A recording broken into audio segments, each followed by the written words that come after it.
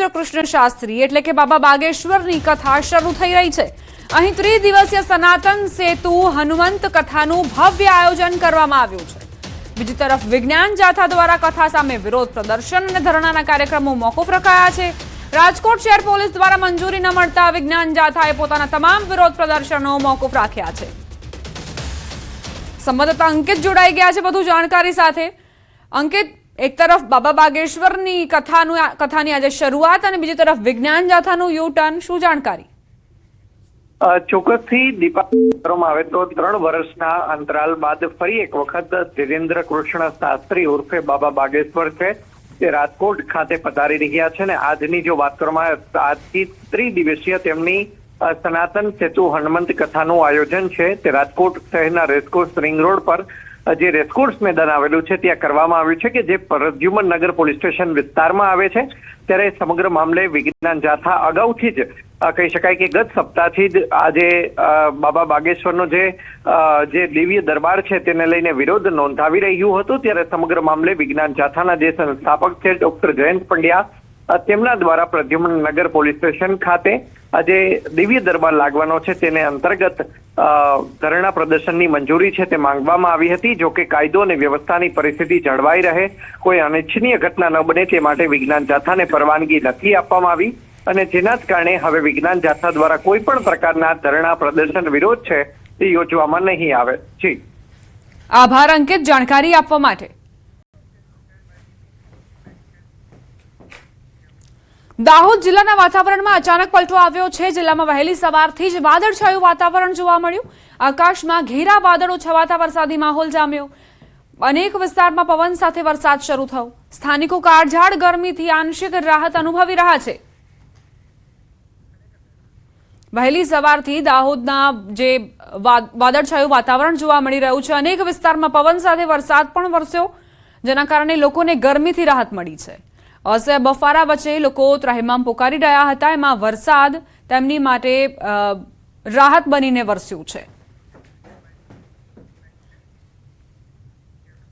દ્વારકાના ભાણવડ પંથકમાં આવેલ બરડા ડુંગરમાંથી ફરી એકવાર દેશી દારૂની ધમધમતી ભઠ્ઠી ઝડપાઈ છે। ભાણવડ પોલીસે બરડા ડુંગરના ધ્રામણી નેશ વિસ્તારમાં દરોડા પાડ્યા હતા। કાર્યવાહી દરમિયાન પોલીસે 2200 લીટર કાચો આથો અને દારૂ બનાવવાના સાધનો સહિત કુલ 55,000નો મુદ્દામાલ જપ્ત કર્યો। પોલીસના દરોડા દરમિયાન આરોપી જીવા ગલા મોરી સ્થળ પરથી ફરાર થઈ ગયો। પોલીસે ફરાર આરોપી સામે ગુનો નોંધીને તેને પકડવા વધુ તપાસ હાથ ધરી છે। સંવાદદાતા મુકુંદ જોડાઈ ગયા છે વધુ જાણકારી સાથે। મુકુંદ, દ્વારકામાં દેશી દારૂની ભઠ્ઠી ઝડપાઈ છે, શું વિગત?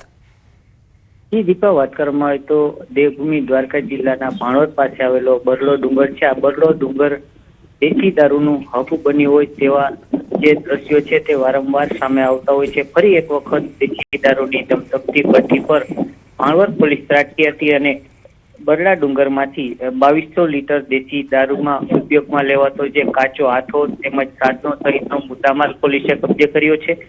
અંદાજિત 55,000નો મુદ્દામાલ પોલીસે રેડ દરમિયાન કબજે કરી જે દેશી દારૂ છે તેમનો નાશ કરવામાં આવ્યો છે। ભાણવડના બરડા ડુંગરમાં આવેલ જે ધ્રામણી નેશ વિસ્તાર છે, આ નેશ વિસ્તારમાંથી ફરી એક વખત દેશી દારૂની જે ભઠ્ઠી ઝડપાઈ છે। પોલીસનો દરોડો પડતા જે આરોપી છે તે ફરાર થઈ ગયો છે। ફરાર આરોપી જે જીવા ગલા મોરી છે તેને શોધવા પોલીસે હાલ ચક્રો ગતિમાન કર્યા છે। આભાર મુકુંદ, જાણકારી આપવા માટે। સમાચાર કચ્છથી પ્રાપ્ત થઈ રહ્યા છે। ભુજમાં અકસ્માતમાં એક વ્યક્તિએ જીવ ગુમાવ્યો। એસટી બસ અને બાઇક વચ્ચે અકસ્માત સર્જાયો। દેશલપર વાંઢાઈ નજીક અકસ્માતની ઘટના બની। બાઇક સવાર વ્યક્તિનું મોત નીપજ્યું। અન્ય એક વ્યક્તિને ઈજા પહોંચતા સારવાર માટે ખસેડાયો। મહત્વનું છે કે સ્થાનિકોએ દાવો કર્યો છે કે નલિયા, દેશલપર અને ત્રિભેટે માર્ગ પર અવારનવાર અકસ્માત સર્જાય છે અને ત્રિભેટે માર્ગ પર સ્પીડ બ્રેકર મૂકવાની સ્થાનિકોએ માંગ કરી છે। ભુજમાં ગોઝારો અકસ્માત બન્યો। આ બાઇક ચાલક જેની માટે આ અકસ્માત કાળ બનીને આવ્યો છે, કારણ કે એસટી બસ નીચે બાઇક આવી જતા બાઇક ચાલકનું કરુણ મોત નીપજ્યું છે। દેશલપર વાંઢાઈ નજીક આ અકસ્માત સર્જાયો।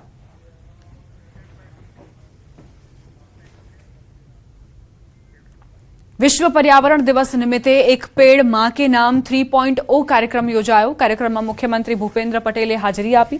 સીએમએ નાગરિકોને વૃક્ષારોપણ કરવા અપીલ કરી। સાથે જ વડાપ્રધાન નરેન્દ્ર મોદી સરકારના 12 વર્ષ પૂર્ણ થવા પર કહ્યું કે વૃક્ષારોપણ જેવી જનહિતની પ્રવૃત્તિઓ સાથે ઉજવણી થવી જોઈએ।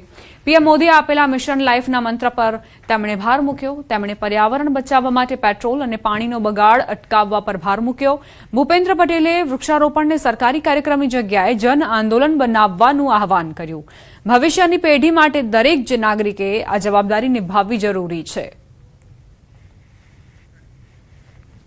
અમદાવાદમાં મિશન 5 મિલિયન ટ્રીઝનો ભવ્ય પ્રારંભ થયો છે। મુખ્યમંત્રી ભૂપેન્દ્ર પટેલના હસ્તે આ અભિયાન અંતર્ગત વૃક્ષારોપણ કરાયું હતું। પર્યાવરણ સંરક્ષણ માટે એએમસી દ્વારા 50 લાખ વૃક્ષો વાવવાનું અભિયાન મહાઅભિયાન શરૂ કરાયું છે। અમદાવાદ મ્યુનિસિપલ કોર્પોરેશનની આ અનોખી પહેલ છે। આ સાથે શહેરમાં હવાની ગુણવત્તા સુધારવા માટે ખાસ પગલું લેવાયું છે। મુખ્યમંત્રીએ મોબાઈલ સોર્સ અપોર્શનમેન્ટ લેબને પણ લીલી ઝંડી આપી પ્રસ્થાન કરાવ્યું હતું। 5 જૂન આજે પર્યાવરણ દિવસ અને પર્યાવરણ દિવસની બધાને ખૂબ ખૂબ શુભેચ્છાઓ। આજે માનનીય વડાપ્રધાનશ્રીના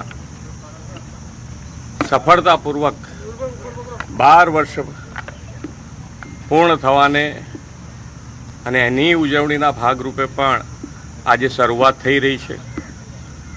આ ઉજવણી પણ સસ્ટેનેબલ ડેવલપમેન્ટ અને પ્રજાજનોને ઉપયોગી સસ્ટેનેબલ ડેવલપમેન્ટ માટે બેક ટુ બેઝિક એટલે કે પર્યાવરણનું જતન થાય એના માટે થઈ અને આજે વૃક્ષારોપણની શરૂઆત કરી છે।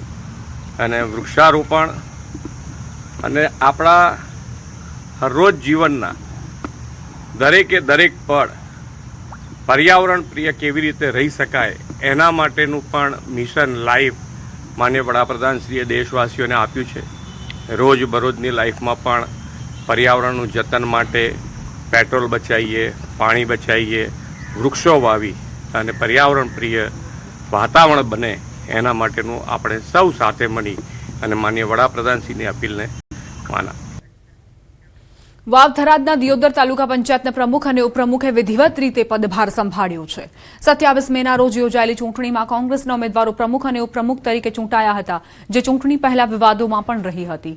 પ્રમુખ તરીકે પ્રભાતબા મફતસિંહ વાઘેલા અને ઉપપ્રમુખ તરીકે પાનાબેન વેલાજી ચાવડા ઠાકોરે પદગ્રહણ કર્યું। પદગ્રહણ સમારોહ દરમિયાન કાર્યકરોએ બંનેને ફૂલહાર પહેરાવી અને મોં મીઠું કરાવી શુભેચ્છાઓ પાઠવી હતી। તાલુકા વિકાસ અધિકારી શામળ પટેલે શાલ ઓઢાવી અને બુકે આપીને બંનેને અભિનંદન આપ્યા।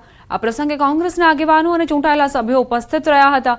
22 બેઠકોમાંથી કોંગ્રેસે 12 બેઠકો મેળવી બહુમતી સાથે તાલુકા પંચાયતમાં સત્તા સ્થાપિત કરી છે। આ નિયુક્તિ માત્ર હોદ્દા પૂરતી નથી, દિયોદરના જન કલ્યાણ માટે, દિયોદરની પ્રજાના વિકાસ માટે, છેવાડાના માનવીના જે પડતર પ્રશ્નો છે એના ઉકેલ કરવા માટે ખૂબ જ સાર્થક નીવડશે એવો મને વિશ્વાસ છે। પ્રમુખ અને ઉપપ્રમુખને ખૂબ ખૂબ શુભકામનાઓ પાઠવું છું। તમે તાલુકાના તમામ નાના મોટા ગરીબ મધ્યમ વર્ગ, એસસી એસટી ઓબીસી અને તાલુકાના જે મતદારોએ જે આપણા પર વિશ્વાસ મૂક્યો છે એ ભરોસાને સાર્થક કરવા માટે અમને જે જિમ્મેદારી સોંપી છે એ અમે નિભાવશું। ગુજરાતભરમાંથી રાજ્યસભાના ઉમેદવાર તરીકે ભાજપે ગીર સોમનાથ જિલ્લાના માનસી પરમારનું નામ જાહેર કર્યું છે। નામ જાહેર થયા બાદ માનસી પરમાર પોતાના વેરાવળ તાલુકાના કાજલી પહોંચ્યા હતા। ધારાસભ્ય ભગવાન બારડ સહિત ગામના સ્થાનિક આગેવાનોએ હાર પહેરાવી મીઠાઈ ખવડાવી તેમનું સ્વાગત કર્યું હતું। માનસી પરમારે ટિકિટ આપવા બદલ પાર્ટીનો આભાર માન્યો હતો।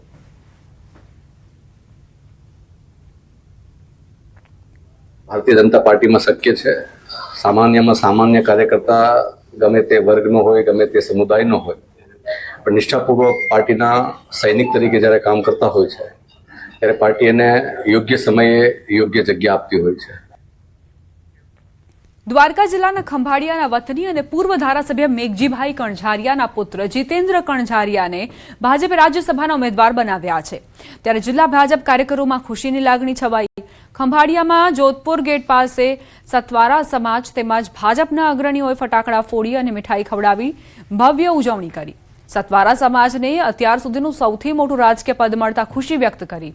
જિલ્લામાં પ્રથમ વખત કોઈ નેતાનું નામ રાજ્યસભાના સાંસદ તરીકે જાહેર થતા ઉજવણીનો માહોલ જોવા મળ્યો. દ્વારકા જિલ્લાના જિલ્લા પંચાયતના પૂર્વ કારોબારી ચેરમેન ભાઈ શ્રી જીતેન્દ્રભાઈ મેઘજીભાઈ કંજારિયાની પ્રદેશ દ્વારા જ્યારે આજે સાંસદ સભ્ય તરીકે એમની નિમણૂક થઈ છે ત્યારે અમે સૌ ખુશી અને હર્ષની લાગણી દેવભૂમિ દ્વારકા જિલ્લાના ભારતીય જનતા પાર્ટીના કાર્યકરો દ્વારા ખૂબ ખુશીની લાગણી અનુભવી વ્યક્ત કરીએ છીએ. નોકરીની લાલચે વિદેશ જવા માંગતા લોકો સાવધાન થઈ જજો, કેમ કે આણંદના બોરસદનો એક કિસ્સો સામે આવ્યો છે, જેમાં 2 યુવતીઓ રોજગારીની આશાએ એજન્ટ મારફતે વિદેશ ગઈ હતી, પરંતુ લાઓસની રાજધાની વિયેન્ટિયાનમાં ફસાઈ ગઈ. યુવતીઓના પરિવારજનોએ આણંદના સાંસદ મિતેશ પટેલનો સંપર્ક કરતા તેમણે યુવતીઓને ભારત પરત બોલાવવા પ્રયાસ હાથ ધર્યા. એક્સટર્નલ અફેર્સ કમિટીના સભ્ય તરીકે સાંસદે કમિટીના સેક્રેટરી સાથે સંપર્ક સાધીને મામલો ઉઠાવ્યો, જેના પરિણામે બંને યુવતીઓને સુરક્ષિત રીતે લાઓસ સ્થિત ભારતીય દૂતાવાસની દેખરેખ હેઠળ લાવવામાં આવી છે. પરિવારજનોએ વિડીયો કોલના માધ્યમથી દીકરીઓ સાથે વાતચીત પણ કરી છે. સાથે જ સાંસદે વિદેશમાં રોજગારી માટે જતા યુવાનોને યોગ્ય ચકાસણી કર્યા વિના એજન્ટોના સંપર્કમાં ન આવવાની અપીલ કરી છે. આ બંને દીકરીઓને એમાંથી એક દીકરી પહેલાં દુબઈ મુકામે ગયેલી, દુબઈ મુકામે એને કદાચ જોબ કરેલી હતી ને ત્યાર પછી એ પાછી આવી હતી ને ત્યાર પછી ફરીથી એની બેનને લઈને આ દીકરી ગયેલી હતી. પરંતુ જે પ્રમાણેનું એમને કહેવામાં આવ્યું હતું એ દેશમાં નહોતા લઈ ગયા.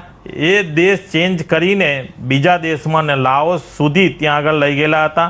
અને ત્યાં આગળ હું તમને અત્યારે ચોક્કસ કહું છું કે નાની એમથી એક 6x6ની ઓરડીમાં એ લોકોને રાખતા હતા. પૈસા પડાવવાનું જે ફ્રોડ ચાલી રહ્યું છે એ બંને દીકરીઓ સાથે આ કામ કરાવવામાં આવતા હતા.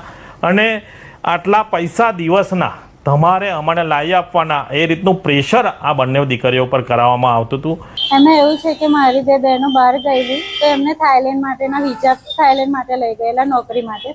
ઓનલાઈન ઇન્ટરવ્યૂ આપીને ગયેલી. પછી ત્યાંથી અમને એ લોકો એ રીતે લઈ ગયા અને પછી એમનો પાસપોર્ટ ને ત્યાં ગયા પહોંચ્યા ને તરત એમને ગાડી બેસાડીને પાસપોર્ટ ને બધું લઈ લીધું અને પછી એમને ઘરે નતા આવવા દેતા. તો અમે બહુ કોશિશ કરી પણ પછી કશું ના એ થયું. ત્યારે અમે છેલ્લે સાંસદ સદસ્ય મિતેશભાઈ પટેલની અમે મદદ લીધી અને મિતેશભાઈ પટેલે અમને એટલી મદદ કરી અને એમના દ્વારા અત્યારે મારી બે બહેનો છે એ સહી સલામત ઘરે પાછી આવી રહી છે. અને એમને દિવસ રાત એક કરીને અમારી જે મદદ કરી એના માટે અત્યારે એમનો ખૂબ હું આભાર માનું છું. સુરત જિલ્લા કોર્ટે 23 વર્ષીય યશ દોશીની અત્યંત ક્રૂર હત્યાના કેસમાં આરોપી બેચર કાકડિયાને ફાંસીની સજા ફટકારી છે. કોર્ટે આ કેસને રેરેસ્ટ ઓફ ધ રેર ગણાવી કડક ટિપ્પણી કરતા જણાવ્યું કે આવા જઘન્ય ગુનામાં કોઈ દયા દાખવી શકાય નહીં. આરોપીએ ₹15 લાખની અદાવતમાં નિર્દોષ યુવકને નિશાન બનાવી હીરા સાફ કરવા વપરાતા એસિડથી હુમલો કર્યો હતો અને બાદમાં કટર વડે તેના હાથ પગ કાપી નિર્દયતાપૂર્વક મોતને ઘાટ ઉતાર્યો હતો. 110 પાનાના ચુકાદામાં અદાલતે નોંધ્યું કે એસિડ શબ્દ સાંભળતા જ ધ્રુજારી છૂટી જાય છે અને સમાજ માટે જોખમી માનસિકતા ધરાવતા આરોપીને કડકમાં કડક સજા મળવી જોઈએ. કેસ દરમિયાન 60 દસ્તાવેજી પુરાવા અને 36 સાક્ષીઓ રજૂ કરવામાં આવ્યા હતા. તપાસમાં આરોપીનો 1999થી ગુનાહિત ઇતિહાસ સામે આવ્યો હતો, જેમાં અગાઉ 2 હત્યા અને એસિડ હુમલા જેવા ગંભીર ગુનાઓમાં તેની સંડોવણી પણ બહાર આવી હતી. સુરત જિલ્લા કોર્ટના ઇતિહાસમાં આ ફાંસીની 9મી સજા તરીકે નોંધાઈ છે.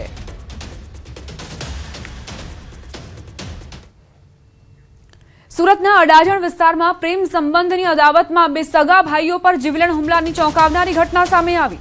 સમર્પણ સોસાયટીના ગેટ બહાર વાતચીતના બહાને બોલાવી યુવક તુષાંગ અને તેના ભાઈ અભિષેક પર ચપ્પુ વડે હુમલો કરવામાં આવ્યો હતો. હુમલામાં તુષાંગના પગમાં અને બચાવવા આવેલા અભિષેકના પેટમાં ગંભીર ઈજાઓ પહોંચી હતી. ઘટના બાદ આરોપીઓ ફરાર થઈ ગયા હતા, જ્યારે ઈજાગ્રસ્તોને તાત્કાલિક હોસ્પિટલમાં ખસેડવામાં આવ્યા હતા. અડાજણ પોલીસે ગુનો નોંધી સહ આરોપી નરેશની ધરપકડ કરી છે, જ્યારે મુખ્ય આરોપી વિનય ઉર્ફે વિનીને ઝડપી પાડવા માટે પોલીસ દ્વારા તપાસ તેજ કરવામાં આવી છે.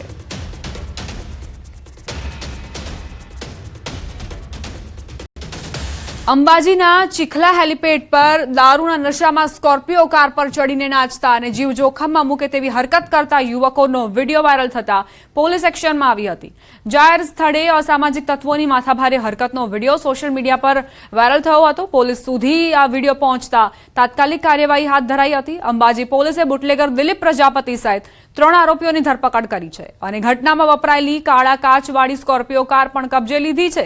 પોલીસે સ્પષ્ટ સંદેશ આપ્યો છે કે જાહેર સ્થળે કાયદો હાથમાં લેનાર અને શાંતિભંગ કરનાર અસામાજિક તત્વો સામે બનાસકાંઠા પોલીસની લાલ આંખ યથાવત રહેશે. છે તે જાહેર જગ્યા છે, જેથી પોલીસે પબ્લિક પ્રોપર્ટી ડેમેજ એક્ટ મુજબ અને અન્યની જિંદગી જોખમમાં મુકાય તેવી રીતની કાર્યવાહી ન કરી શકે તે મુજબનો ગુનો દાખલ કરી આગળની કાર્યવાહી કરેલ છે.